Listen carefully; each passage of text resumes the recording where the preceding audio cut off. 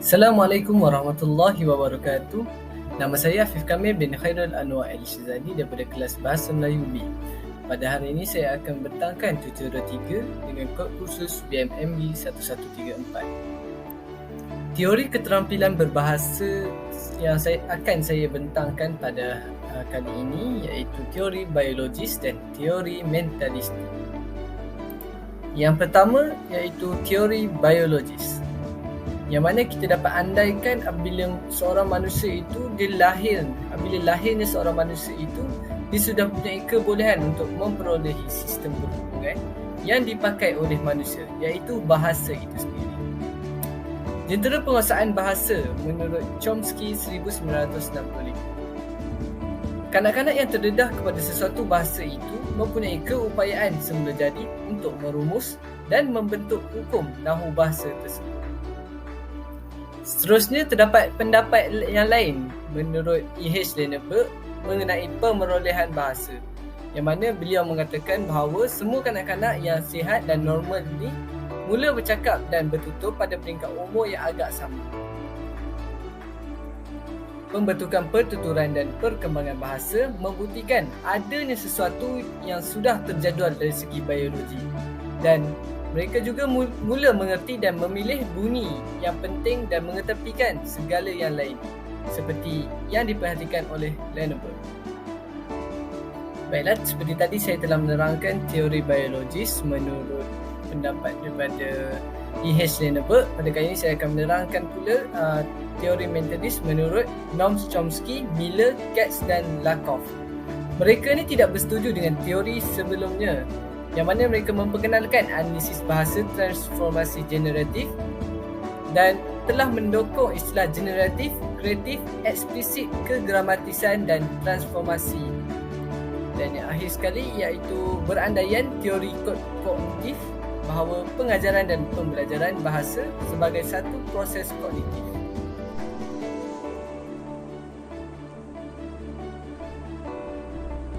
Dalam video ini saya ingin membincangkan tentang teori pemulihan bahasa.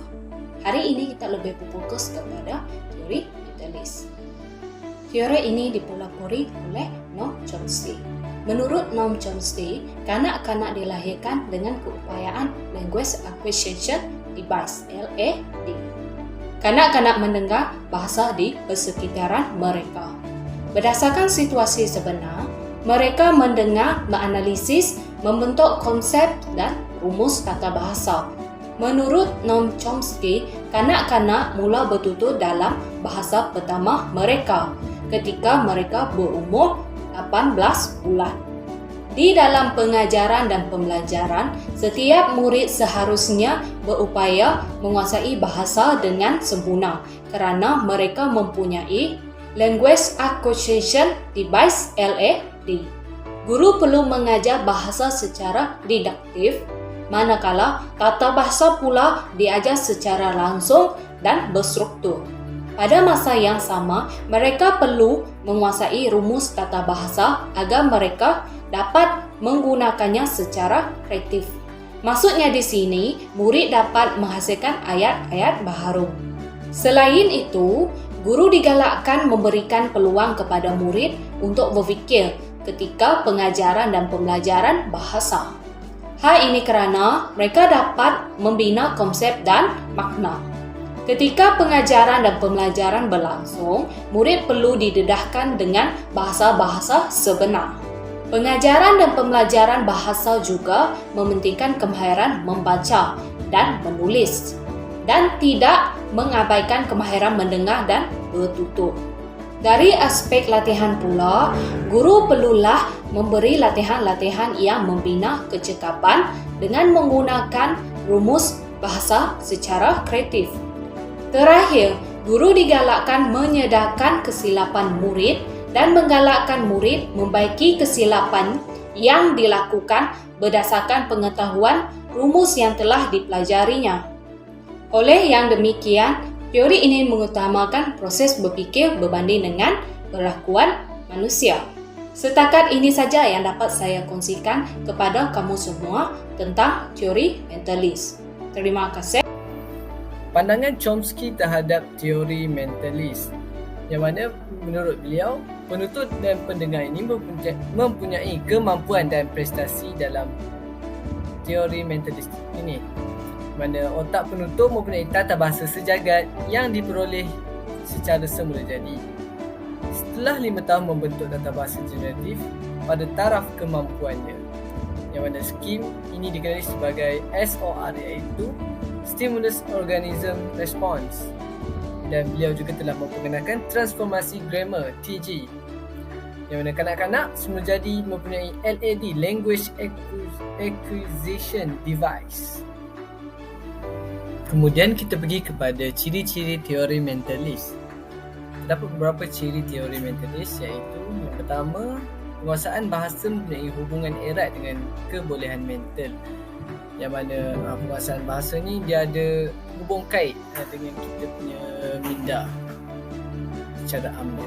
Dan seterusnya, manusia mempunyai kebolehan untuk menguasai bahasa secara semula jadi. Dan yang ketiga, kompetensi dan performance mempunyai daya cipta untuk menghasilkan dan menggunakan bahasa yang diketahui. Dan yang keempat, kesalahan yang berbentuk rumus tidak dianggap kesalahan tetapi sebagai percubaan hipotesis. Dan ciri teori mentalis yang terakhir, iaitu bahasa dihuraikan melalui analisis transformasi generatif yang mengandungi struktur dalaman dan juga luaran. Baiklah, apakah prinsip teori mentalis? Yang pertama, iaitu pembelajaran merupakan satu proses mental. Prinsip seterusnya ialah tulisan dan bacaan adalah diutamakan dalam proses pembelajaran. Seterusnya, semua kanak-kanak dapat mempelajari bahasa, dan yang akhir sekali, kadar perkembangan bahasa adalah sama bagi semua kanak-kanak. Baiklah, apa yang diciptakan dalam dunia ini masih terdapat kekurangan dan kelebihan. Seperti kita sebagai seorang manusia mempunyai kelebihan dan juga kelemahan. Samalah seperti teori ini, iaitu teori mentalis ini terdapat kelebihan dan kelemahan teori mentalis. Kita pergi kepada kelebihan teori mentalis.